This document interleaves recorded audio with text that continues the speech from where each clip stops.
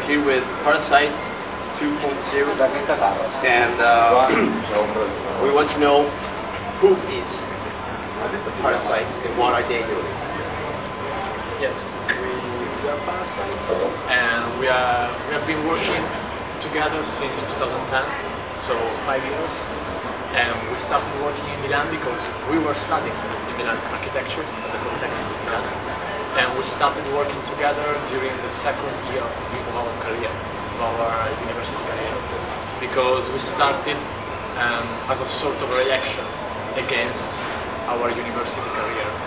And so we decided to set up something that could represent us, represent our desires, and to set up something where we could develop our interests and the things that we are interested about architecture and about the city and about our society. So mainly Parasite researches and investigates the status of the urban life of the cities and how citizens and the city are connected, and we also developed a research about the different areas that compose a city. In our project we think that the buildings or the architectural artifacts are not the only tools that an architect should use, but we also use tools from the art world or from the writing world. We really like to write our text, our articles, and also we like to presenting our projects with art exhibitions. So we are trying to use different tools to present our project and our research, because we think that this is the best way to present what we are investigating and what we are researching. I would like to throw another question. We have been together in the expo, hanging around, and I would like to talk about Milan as a city and your opinion about all these new things going on in the city, the skyscrapers with trees, opening the new channels, in Italy, for example, the expo that is going on right now, all fashion exhibitions, el Salón del Mobile. It seems like Milano is a place to be in a way. How is this for you? How is Milan as a ground? You know, you mentioned two things that are part of the history of Milan. For example, the design week or the fashion weeks are part of the cultural background of Milano and of Italy in general. Fashion and design paint the history of Italy in the last century and nowadays too. The other things you mentioned, for example, the expo and the skyscrapers, are something new for Milan too. We have to say that Milano is the economic center of Italy. It's the most economically speaking developed city in Italy. Also culturally speaking, because of museums, because of the design week, because of the fashion weeks, because of the money also. So the money allows you to develop different things. For example, let's say skyscrapers are something new and are something that are completely changing our city, the identity of the city, and the image that the city gives to the tourists and to the people. You can create a sort of postcards of all these skyscrapers, all these new places in the city. And you know, it's a refurbishment moment of the city. There were a lot of abandoned areas in the middle of the city, like for example the Isola neighborhood till 10 years ago it was completely, I would say, bad neighborhood, and nowadays it's one of the most gentrified neighborhoods of our city. Or the Navigli area is the same, because that's a project which opened 3 months ago, and it is nowadays one of the most populated, inhabited parts of the city. And these are all elements that are completely changing our identity. And even if Milan is, as I said before, the most developed, economically speaking, city in Italy. The Brazil is something that you can see in the streets, also in Milan, not obviously in the middle of Milan. I mean, if you talk about Expo, it doesn't seem that you don't see anything about the bridges. I mean, it's something that it doesn't belong to the Expo or to the skyscrapers, to the context in general. But there are some neighborhoods, some areas of Milan where you can see a different context, a different reality, a different situation. Maybe it's not the reality that you see in the postcards I mentioned before, but it's a reality that is present, that exists in Milan, also in a very deep way, in a very developed way. You just have to walk for 500 meters from the city center, you can already start seeing something about what I'm talking about. I think for connecting with what Eugenio said, I think Milano lies from two levels. There's one is image level, or what you can see here, for example, and a background level that lies is the ordinary life of the city. Milano lies with this conflict. This conflict is the engine, the fuel of the city.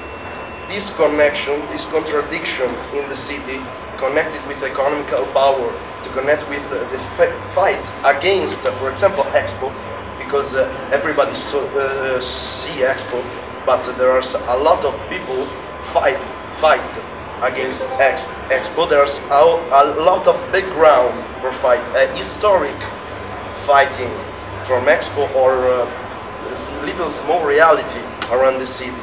The conflict permit then a lot of reality, like our reality, born for fight or not fight on a system, fight the things that we don't, an ideology, a condition, a life condition, or the passive, for in our example, the passive of the human being, the passive in the city. You can do nothing without, for example, bureaucracy, without anything, the law, without you can do nothing.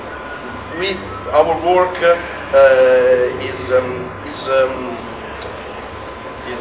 is for that. Is for find this that we call radical island, when there are where there are a part of freedom that can have a possibility in the city to grow without autonomously, without any influence, without nothing, without this crazy bureaucracy. There are some area in Milan or in all part of the world lives with that, and then it's more interesting. We think this is more interesting. This topic. So it's this curious combination with the anger and the rage against the system, the crisis, and it's one of the most important points we are mentioning now, because today we spent our day walking through Expo, all the pavilions, looking all these things that doesn't have anything connected with the crisis we were talking about before. But this is something that is built to present a different image of what the reality is. It's something very strange. We can talk about the good aspects of having an expo, a universal expo in your city, in a way, but you can also, we could talk for hours about the bad aspects of the expo. When we come here, we don't know that the city is a cleaning process.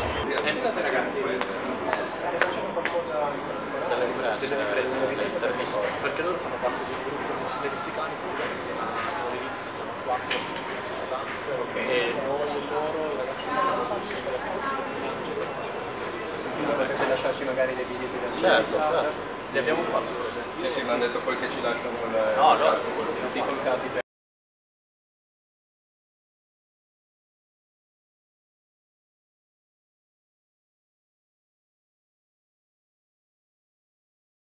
seems like Milano is sort of trying to clean herself in order to receive the Expo.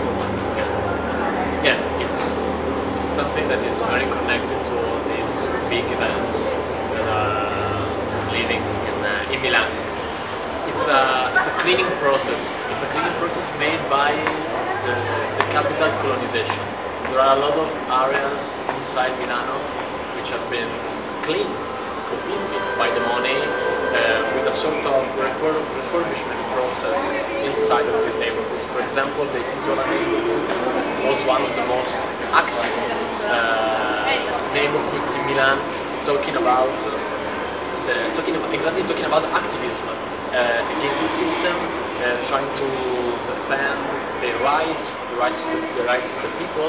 And in the last years, with the presence of the Expo, we were born a lot of groups of activists against the Expo for the defense of the fields, of the agricultural fields, on the border, in the hinterland of Milan, which is something that was completely destroyed by the new infrastructures, the new highways, the new railways, and also with the Expo area, because it was an agricultural field, agricultural park of Milan, and it was completely destroyed, both by the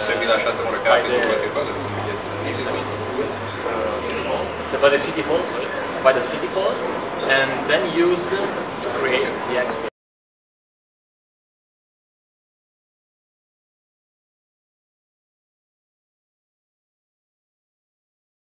Okay, now it seems like we have these three interesting points in this salon of Milan. You know, we have the anger and fury of the people against the system, but we have the failure of the Expo, and we have the crisis of Milan.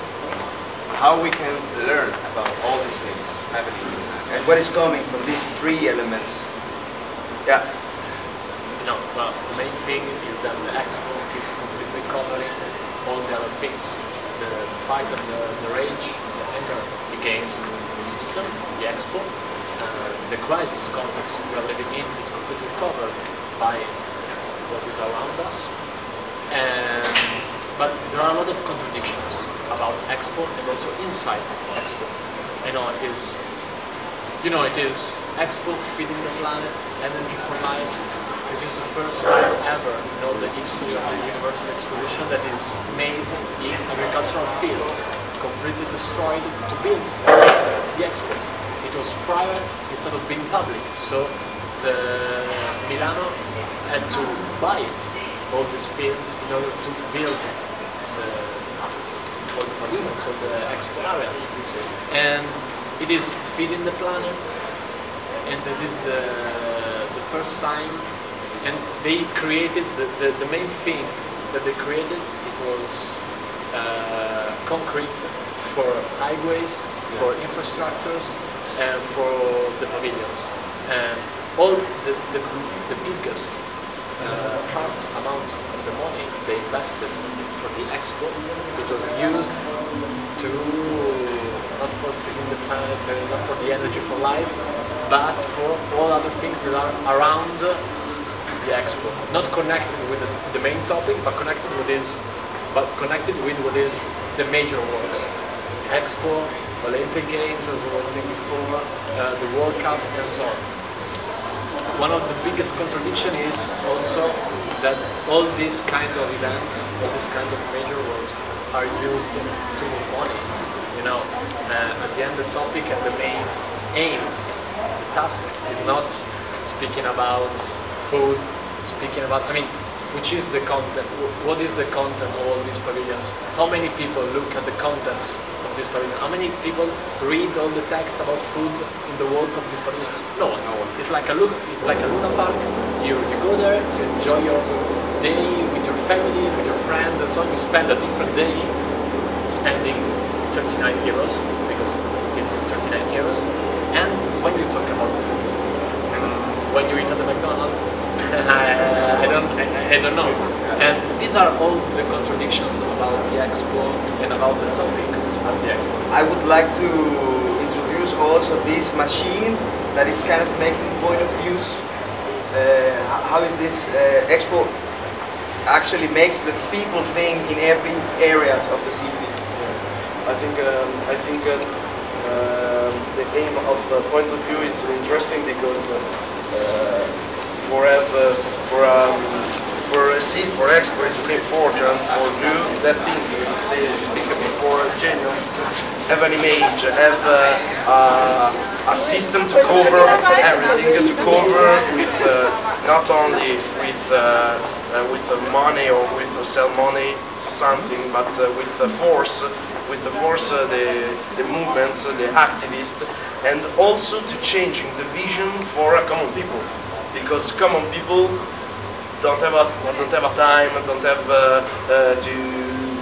to read the fight, the activist number, because Expo is not good. And then with the media, with all the media system, can't recreate a big and wonderful image around that. And this is like important. It's like a big brother of Orwell. If you see everything, if you listen that every there's also a every mediatic day, process. a mediatic process. We are completely bombing from media, from newspaper, magazines about the Expo. How is it brilliant? How is it amazing? How is it wonderful? And that you have to go there. But at the end, how many people have been here? They're not selling all the tickets they wanted to sell. I don't know how many people are interested in this kind of things. And then, really, as I was saying before, which are the contents of these pavilions, of this expo? They are really researching, investigating about the food condition, the worldwide speaking thing. And this is one of the biggest critical points talking about expo and also talking about major works in general. And if you see all the sponsor, for example, of the expo, this is very funny. You have, for example, Monsanto, it is destroying completely entire regions in South America. Coca-Cola also, in order to make their bottles made of plastic, they are destroying completely entire regions, entire areas in the southeast of the world. 3, 2, 1.